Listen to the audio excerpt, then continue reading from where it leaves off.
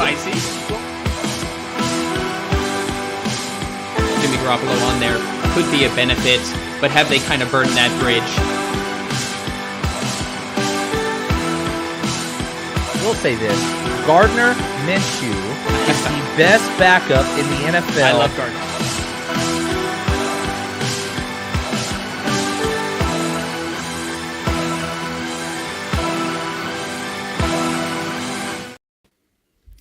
Welcome to 30 Minutes of Football with Legit Football. Brian McFadden here, co-founder of Legit Football. We are live on a whole bunch of places, YouTube, Facebook, Twitter, and we're going to be coming to you every Wednesday at 11 Eastern, 8 p.m. Pacific. And if you guys watched last week, it was just me and my lonesome talking to myself for half an hour. We did have some people in the chat, including my partner in crime. So good to be potting with you again, Kevin Phillip Fox. It just feels right, Brian. I've been thinking about this for a long time, this moment. I didn't think it was going to come so soon. We got the homie Oscar already lighting the chat on fire. We got to give a special shout out to Oscar. He's our most devout follower on Instagram. Mm-hmm. His streak broke recently. It did break, Oscar. Sorry to say. News, but he wasn't the first comment on an Instagram video we uploaded one time. Poor guy was driving, and you know, life happens. And you know what? I will say, you mentioned how I was in the chat last week. I was also driving, and I will tell you, it's not responsible to comment and drive. I cannot condone such behavior, don't Kevin. Condone you know, I did it a couple times. If my co-host dies while commenting in the chat, while I appreciate the dedication, I swear, no. If I had gotten into a car accident, like my phone would be in my hand and it would just say, "Josh Allen is better than Joe Burrow." That would be. That's how you'll go out. That would be my last. Those would be my last words. But well, Kevin, let's jump right into it. This is a little bit different than the Legit Football podcast. For those of you watching or listening to this for the first time, Armand, always nice to see you in the chat. This is just. We don't have a script for this. We're going to have a timer for 30 minutes. Kevin and I are just going to talk football. You guys are welcome to throw some questions into the chat. Armand asked some questions last week. I've got some topics I want to talk about, Kevin. I don't know what direction they're going to go in. Yeah. But that's it. That's the rules. So what do you say we go ahead and get this party started, Kevin? To be honest with you, man, that's the dream right there. I love, I have such bad ADD. The less form, the better for me. So let's just get all over the map. Let's not dance around anymore. Let's go right into the end zone. 30 minutes of football with Legit Football starts now. So I should announce the reason it looks like this is our producer, Anthony Wayner. It's his birthday today. Happy birthday, Anthony. Shout out to you. He is out to dinner. Obviously, he is not here, which means I'm playing double duty. I've got to produce as well as host, which is why you see this giant 30-minute clock and a tiny little me and Kevin. If you're listening on a podcast, you have no idea what we're talking about right now. That's why you should check out the YouTube.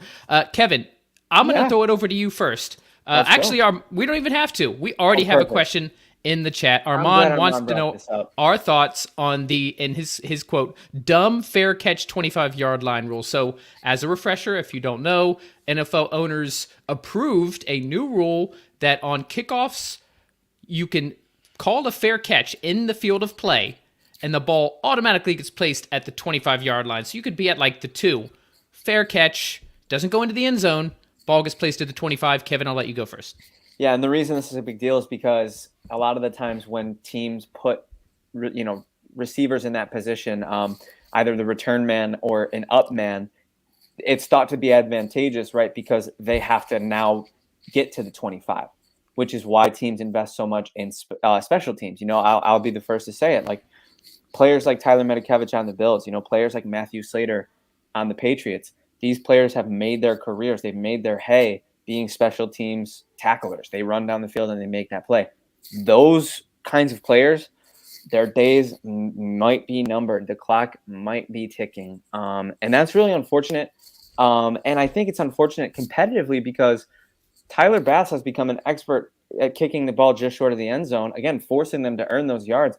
Buffalo's had one of the best opponent average starting field positions in the NFL for years. And that's a part of the strategy that overnight has become null and void. I don't like it personally. Brian, what are your thoughts? I'll say a couple things. One, it is a 1-year trial. Okay. If you remember, Kevin, the Rules Committee did this with the pass interference review. That lasted an entire year and just a year, and they realized how bad an idea it was, and they cut it. So this could be the similar scenario. I don't watch as much college football as I used to. Correct me if I'm wrong. I believe college football has initiated this. So that's step number 2. Yeah. And the third thing is, so there are some stats that have come out. Apparently, the average return, like if you return the ball when it's not in the end zone, the average return point is like to the 24.3 yard line. So you're talking about a 0.7 of a yard difference.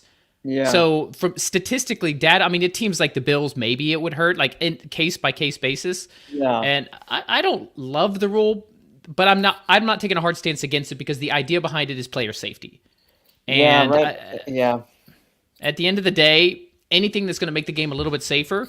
And so our favorite players, whether it's fantasy or just the teams we cheer for or just the players we like to follow, don't have to get injured because some of the most prolific concussions happen on these special team plays where the receiving team is more stagnant and awaiting, whereas the kicking team is going full speed ahead. There's just an offset and balance there as far as the attacking force, and there's more injuries that way.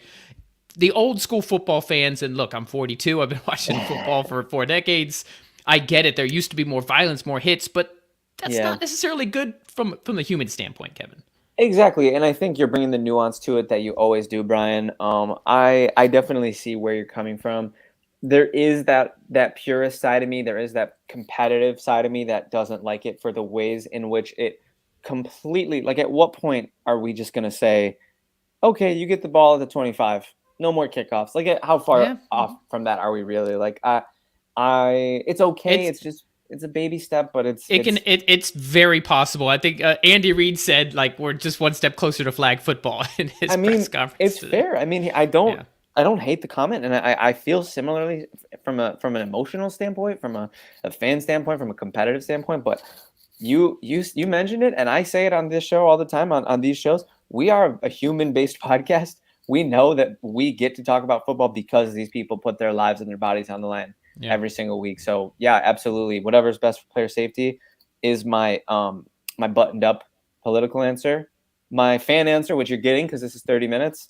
I'm a little upset about it. I'm a little bummed out about it. I see both sides. I honestly see both sides, which is why I'm not taking a hard stance on either side. I see both angles to it. Really quickly, I will say this. Joe Marino of Locked On Bills made a great point, and he mentioned that he thinks that the most important response to this is going to be teams who now master and work really hard on their return game, because kick coverage is going to be devalued by this.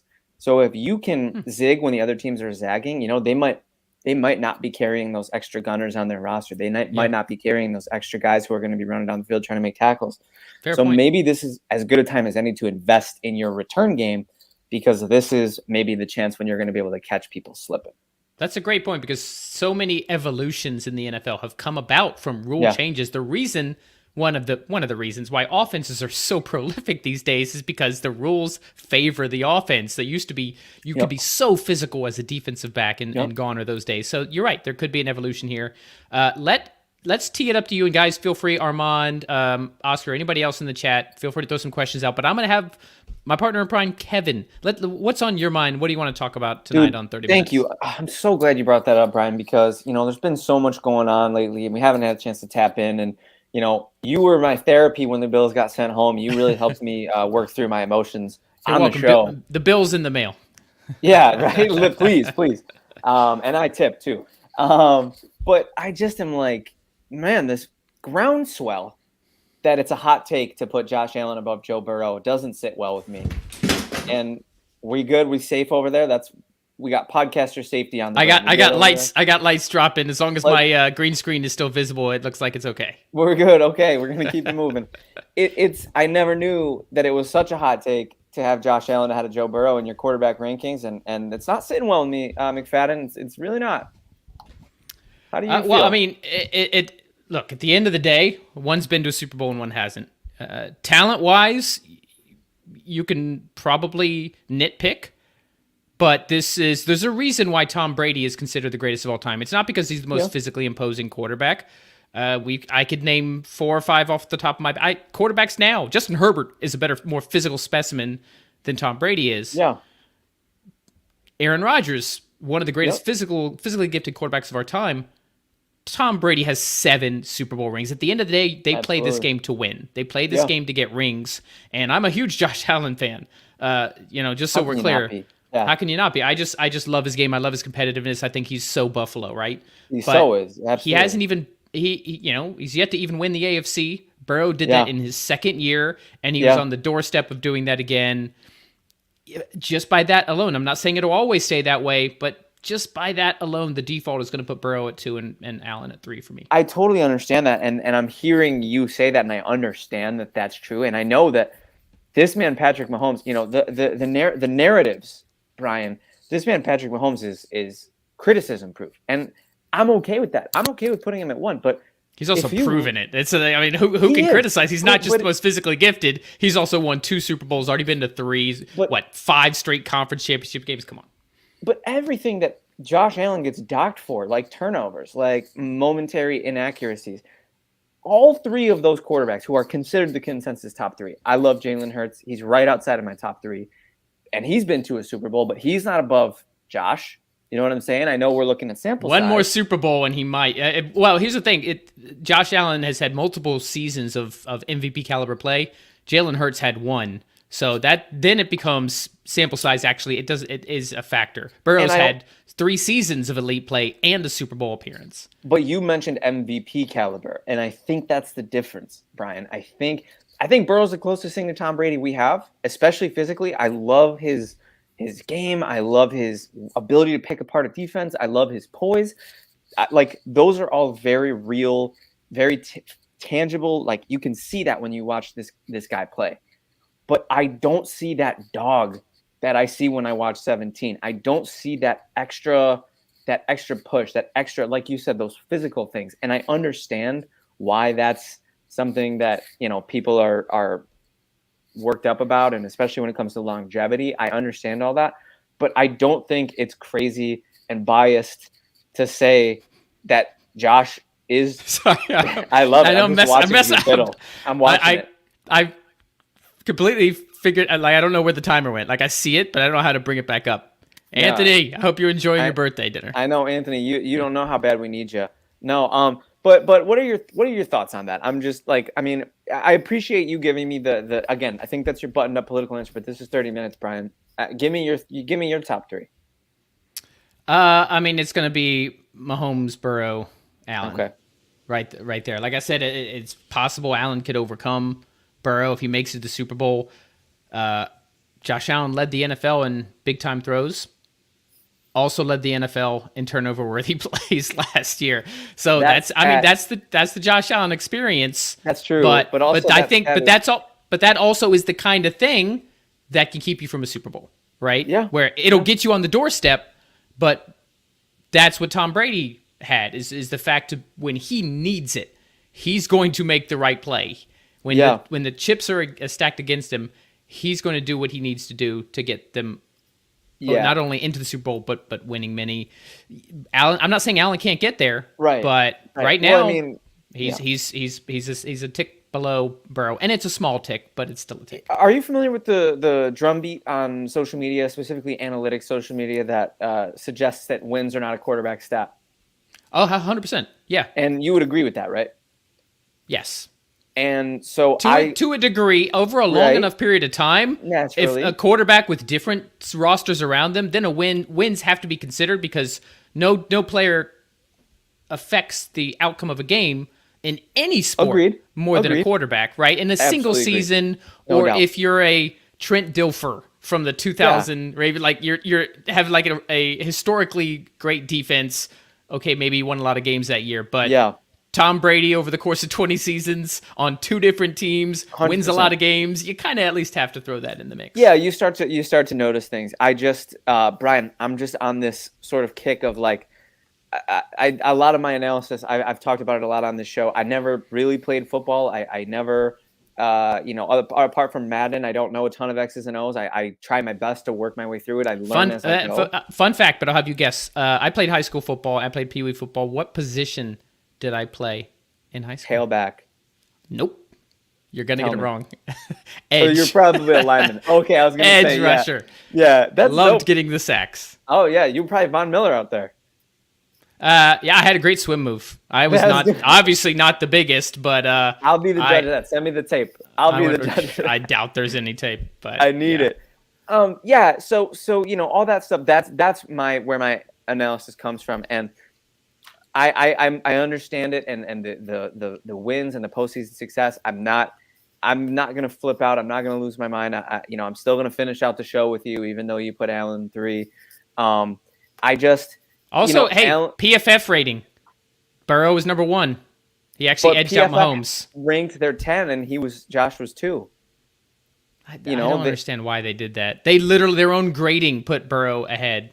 But I think that's the point. Is it's all he's more exciting. I'll give you that. He's more exciting to watch. And you know what else too? Top 5 most exciting quarterbacks? Sure, I'll put Allen there. And you saw my video. I had to do 2A, 2C because or 2A, 2B because I'm not gonna, in good conscience, say that Joe Burrow is the third best quarterback. It's like it doesn't feel right to put either of them in that slot. I think it's tier based, and I think Mahomes in his own tier, and I think Josh and Joe are in that next tier, and that's it. I think beyond that, it's your Hurts, Lamar's, and Herbert's in the next tier. But I Josh didn't not squib it. Josh didn't give up the touchdown to Josh didn't flip the coin. I understand. I know. It is what it is. It's the way the cookie crumbles. But this is just my 2 cents. Last year, 2021, yes, that was his best year. But in 2022, you can't account for missing Von Miller and Micah Hyde and Daquan Jones. That still doesn't change the fact that he had more turnover-worthy plays than any other quarterback in the NFL. Literally led the league in trying to put the ball in the other team's hands. You're so right. And a lot of those were in the red zone. You're so right. And usually I can defend Josh, up until this past season, I defended him about that, but this past season was absurd. Yeah. That's what I mean. Admit it. If he cleans that up and his team gets to a Super Bowl, whether they win it or not, then we're having a different conversation. I think he's certainly more physical specimen traits. I know you love the traits than Burrow. I do. But at the end of the day, with what we've seen so far, and it's super close, Kevin. If I'm starting a franchise right now and Mahomes is off the board, I'm going with Burrow. I respect it, and maybe we'll make a lifetime bet, McFadden, because I think Josh will have more rings than Burrow, but that's okay. I digress. I'm so glad you let me get this off my chest. I'm so glad we teased it out on the air, and that was a solid chunk of our time. So I'm going to kick it over to you. I'm going to kick it over to the listeners. I had a blast doing that because I needed to, but I'm officially ready to accept not defeat, but agree to disagree. We'll agree to disagree, and we'll keep it moving. Oscar seems like he's maybe in my corner. Oscar, why don't you give us your rankings if you don't mind? Same with you, Armand. But top 5 quarterbacks in the chat, guys. I'd like top 5 quarterbacks in the chat if you guys don't mind. But nobody at the end of the day, Brian, you and I are taking different roads, but we're getting to the same place. We love both these. We love all 3 of those guys. So I'm not gonna lose sleep over one position in a ranking. I absolutely. Hey, there it is. Sorry, and right on time too. So yes, I've gotten everything. I've said everything I need to say. Brian, please don't let me ramble anymore about my love for Josh Allen. I could do that for it doesn't have to be 30 minutes. I can do it for 60. I can do it for 90. So this, for those that are new to the show, and just as a reminder, this is our halftime. We do have 2 15-minute halves. As we get, during the season, we had some ad sponsors. This is where we did ad reads. We don't have ad sponsors right now because we just brought the show back. So we're just going to officially pause. I'm good. You ready? You ready for the second half, Kevin? Ready to roll. Go. Let's go. Let's get this party started. All right. right. You're up next, man. You got to get your stuff off your chest. So Armand is going to like this one. All right. I like this. Real quick. So Armand put his top 5. We got Mahomes at 1, Allen 2. Thank you. I think he threw it at you there. Burrow at 3, Rodgers 4, bias, Lamar Jackson 5. This is perfect that he put this up because this is my next topic. And Armand, it's just a thought experiment, right? I'm not saying this will happen, but so many people are writing the Jets into the playoffs. Many people, some of them are writing that they're going to contend for the AFC East. Some of them, they're like number 6 in odds for the Super Bowl. Yeah.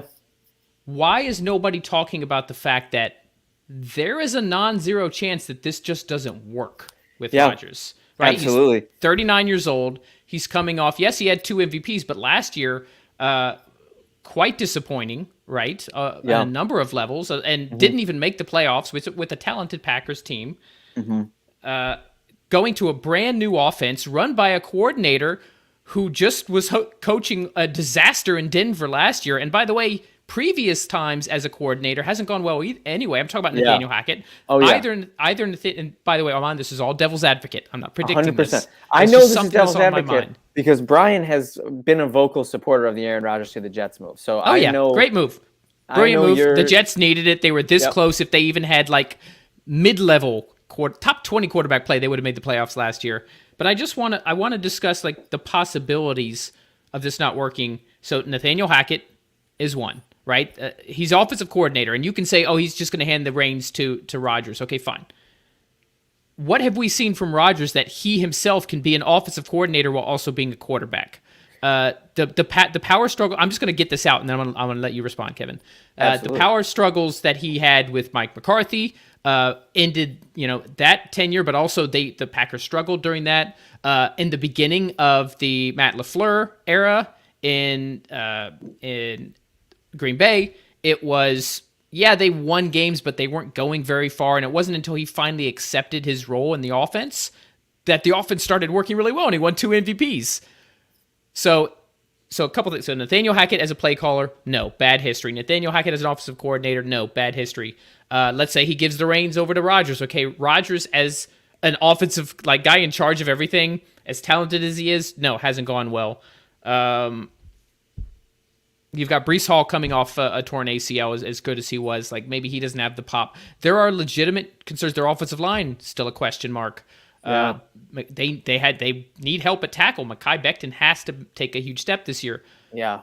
There's a very good chance, in all likelihood, they'll be much better. They'll at least play well enough to make the playoffs. But I'm going to turn it over to you now. No, I feel like there's not enough people talking about the fact that there's a decent chance this just doesn't work. And then Joe Douglas, Robert Saleh, they're gone. They're just if this doesn't work, they're gone. Big time. I think at least, to be honest with you, I think at least that's true for Saleh.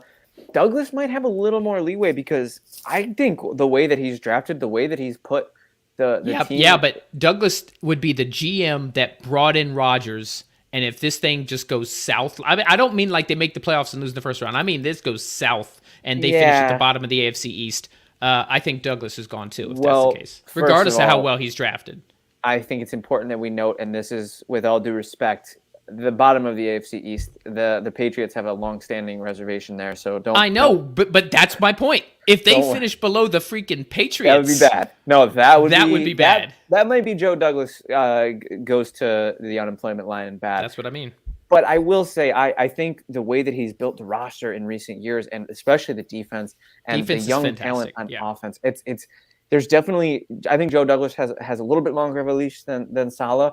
But man, did they botch the development of Zach Wilson. And I think organizational stability and I don't know if the inverse of ineptitude is aptitude, but if the organizational aptitude of if it's ineptitude that brought Zach Wilson to the place that he's at, and they brought Sam Darnold to the place that he's at, that's not cool. You can't do that twice. I mean, that is just unbelievable mismanagement of an asset and of talent. And so if that's just what the Jets do, I don't feel any better about any young quarterback that they bring in after Aaron Rodgers. So it sort of has to be like a Michael Jordan Last Dance Chicago Bulls situation here for it to really count or move the needle. I think you've mentioned countless times that the fan base and the front office and everybody would gain a lot of credibility and respect and have a good time with a playoff run, a deep playoff run.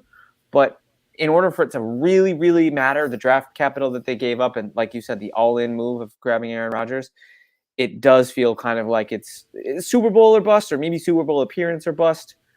But yeah, so I'm glad you bring it up because, man, when you said non-zero, I think it's closer to 30% chance that this. I was being generous with the non-zero. I didn't want to. Armand's got so much hope right now. I want him to keep that hope as a Jets fan. Jets fan have been derived of hope for about 2 decades. I know that as a Dolphins fan. Oh man, Armand, no, please don't even put this in the universe. You're a Jets I highlighted it earlier. I put it up on the YouTube, but I didn't want to say anything because I did not want to put it into the universe. So if you're on YouTube, you can read Armand's chat. We're not going to read it out loud because that's bad juju. I don't even like the Jets. I don't want good things to happen to them, but that would be, I would write Armand a we will not card. We will not mention that scenario out loud. We won't go there. That'd be terrible for all involved. It'd be really bad. Yeah, I mean, there we go. That we got that off the chest. Just wanted to mention that. It's good. Got a little under. Yeah. A little under 9 minutes left, Kevin. And guys, feel free to put questions in the chat too. What else is on your mind? Yeah, we got Oscar and Armand. I have been having a great time doing we're doing a position breakdown right now, Brian, on the Legit Football Show. We got through quarterback, we got through wide receivers, which was really fun. We did 5 best, 5 worst, 5 breakout, 5 hot seat as far as like starting or like starting level wide receivers. And we did the same thing with quarterbacks, obviously, and I'll be doing some TikToks for hot seat quarterbacks and breakout quarterbacks. Also, I did my 5 worst starting. So there's a lot of lanes there, Brian. Since you're unfortunately, we don't have you twice a week for an hour and a half anymore. So if you want to give us your thoughts blanket on those conversations, we covered top 5 quarterbacks pretty extensively. So you can get into worst, breakouts, hot seat. You can get into your receivers. We did the Twitter exercise. I'm not sure if you've seen it float around, but 4 wide receivers that you either watched play in your lifetime, your 4 favorite, or 4 that you just enjoyed watching in your time as a fan. If you want to bring that up, there's a lot of ways we can go, but I want you to be the maestro. Armand, I got to mention this. He prefers the way we talk about the Jets better than First Take. You hear that, guys? We are better than First Take. I bang that drum a lot on Legit Football because, I see the hot take Twitter. I see the Nick Wrights of the world, the Emmanuel Achos of the world. They're just it's trolling for clicks, man. It's not analysis. They're entertainers, man. They're one step above clowns. To be honest, I'm sorry. So let's nail down your question. What because you mentioned a whole bunch of stuff about positions and all that. Which spoke to you the most, Brian? I don't know. I guess I'll name top 5 wide receivers right off the top of my head. Justin Jefferson, love, Jamar Chase, love Tyreek Hill. Okay. I'm still gonna put Cooper Kupp in the top 5. Actually, this is gonna transition into another topic, so I'm gonna mention Cooper Kupp in the top 5, and Devontae Adams. That's my top 5 right there, without any research, just off the top of my head. Stephon Diggs is probably top 7, top 8. Don't get me wrong, but he's on the other side of 30. I don't think Diggs is a top 2 wide receiver. I got Jefferson, Diggs, Chase, Kupp, Adams. Wait, you can't. No, see. This is your homerism showing, Kevin. You cannot have Stephon Diggs ahead of Jamar Chase. Jamar Chase, who took the league by storm as a rookie and was just as dominant when he was healthy last year. Pull up his numbers, Brian. Pull up his numbers. Go to Matt Harmon's reception perception. He's not as good of a route runner as we think. Oh, I didn't say route running. I'm talking about overall. If we're talking about best route running, I'd put Diggs up there, 100%. But I overall think wide receiver, deep threat, physical prowess. Big part of it. Jamar Chase, I'm once again, same thing. Your homerism is showing by having Tyreek Hill in the top 5, sir. So who in here is going to say Tyreek Hill is not a top 5 wide receiver in the NFL? Tyreek Hill?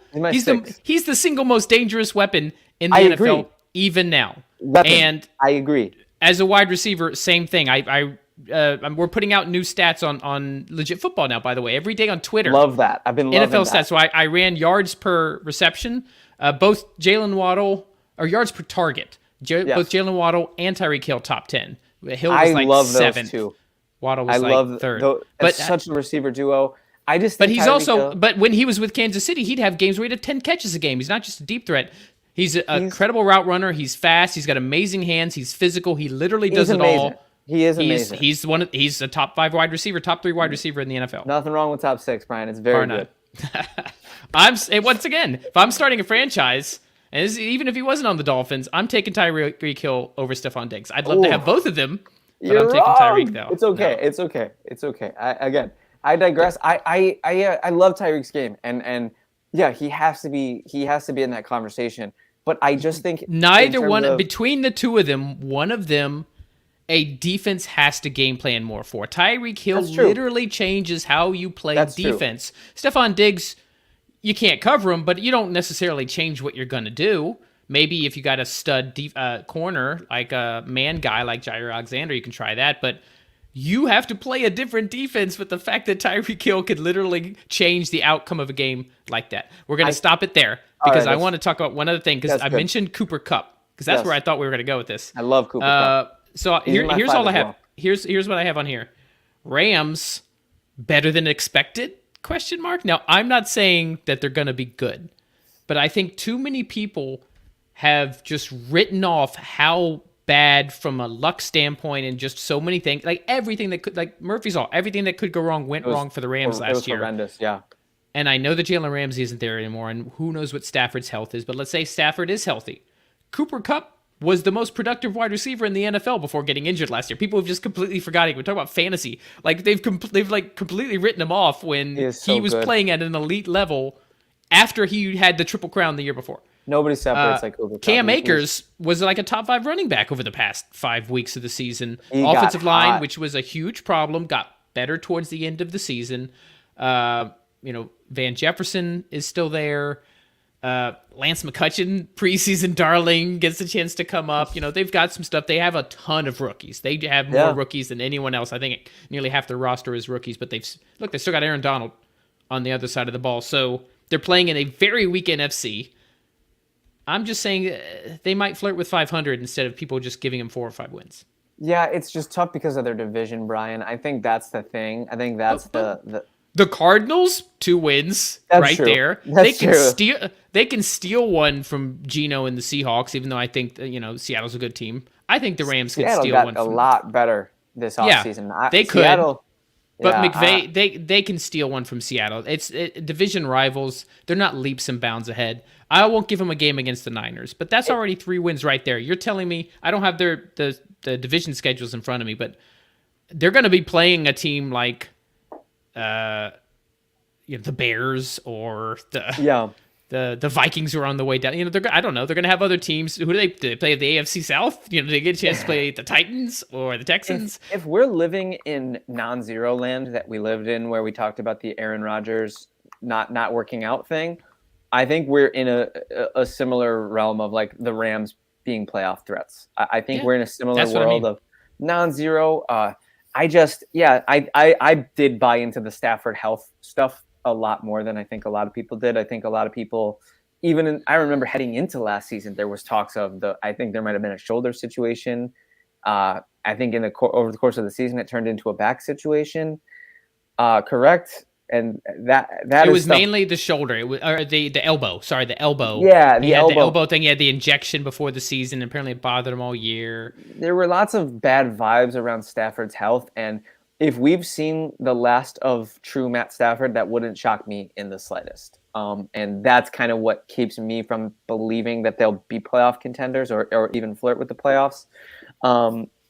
If I'm betting over under Vegas win total, off the top of your head, Brian, or if you had the means of acquiring that number in the next 58 seconds, it's like we're just waiting for a detonation. Right now. I'm gonna look up the Rams schedule real quick. We got just under a minute. Really we got to stick to our timer. I'm all about it. I'm having a blast with this thought experiment. Ticketmaster. I don't want to go to Ticketmaster because it's going to ask me to buy tickets. Come on, give me like a break. Here we go. Perfect. All right. We're just going to go win-loss through here. Okay, so week 1 at Seahawks. L. Okay, Niners week 2, L. Bengals week 3, L. Colts week 4? That's a W. That's 1. Eagles in 5. That's an L. So Cardinals we'll give them 2. 2 and 4. Steelers at home? That's tough. Mike Tomlin. All right, we'll give him to Pittsburgh. Okay, we'll give him to Pittsburgh. So Cowboys after that. I'm just counting the wins. So Cowboys. Okay. Cowboys after that. We'll give them an L there. Packers, but like Jordan. Let's give it to him. Let's give it to him for the sake of the argument. 3. There goes the. Do you see any more winnable games? Just look right now and just see. All right, Seahawks. We gave him an L on the first one, so maybe at home, maybe give them that 4th win there. Cardinals after that, 2 games in a row, 5. Browns at home, Ravens on the road. Commanders. I'd give them the Browns to make it 6. Okay, 6. Give them the Commanders 7. 7. Saints at home. I mean, what are we getting out of Derek Carr there? I think Giants on the road. I think the Giants are due for some regression. Oh no, sir. I think they're due for an ascension. I don't think so. One thing to remember, they were second in 1-score victories behind only the Vikings, who were historic behind it. They won 7 1-score games. That almost always regresses to the mean. But it's also good coaching. I mean, I think that's it is, but they still overachieved. They Definitely. overachieved. No, I agree. But still, even if we don't give them the Giants, we're talking 7 wins there. If they squeak out one of those others that are iffy, we're talking 8 wins now. But they might also drop some of those that are iffy too. You know, I'm glad we're doing this. We're giving hypotheticals here. Yeah, I'm glad we're doing this. But I think, Brian, I think you're drinking the Kool-Aid. I think you're drinking the McVay Kool-Aid, and it tastes good. I'm not predicting it. Once again, just like the Jets situation, it was something I thought, like, you know what? I'm glad you brought it up. Not so quick. Sean McVay has been to 2 Super Bowls. Yeah, right, and he's like your age. All right, we need to it's fun to talk people about. are too quick for recency bias. Yeah, you're right. It's called 30 Minutes of Football. We're at 35 minutes. Awesome. So we're gonna wrap it up. Right, thank you so much for Kevin. this. I hope you can do this fun. every Wednesday because this is my outlet since I'm not Let's doing try the not legit to football beef pod. as much next Wednesday, Brian. No, we need to beef, please. We do need to This beef. makes it You're fun. right. You know what? This is the beef man. show. Legit football is nice and prepared. Let's do it. This is where we get to just yell at each other, but in a better way than First Take. Let's do it. Let's do it. I'll thank you to everybody who's in the chat. Oscar, Armand, anybody else who is listening at home. Make sure to check out the YouTube if you're just listening on a podcast. Thank you as always. We're going to be doing this every Wednesday night at 11 Eastern, 8 p.m. Pacific. Make sure to check out the Legit Football NFL podcast every Monday and Friday. Let me make sure I've got the outro video since Let's once go. again, remember Producer that I Brian. Thank you don't guys even for know listening. where the Armand outro and is. Oscar, you guys are awesome. Seriously. We'll see you on Friday. Looking forward to it. I don't even see where the outro is, so I'm just going to pick the intro video again. Thank you. This has been 30 Minutes of Football with Legit Football. We'll see you next time.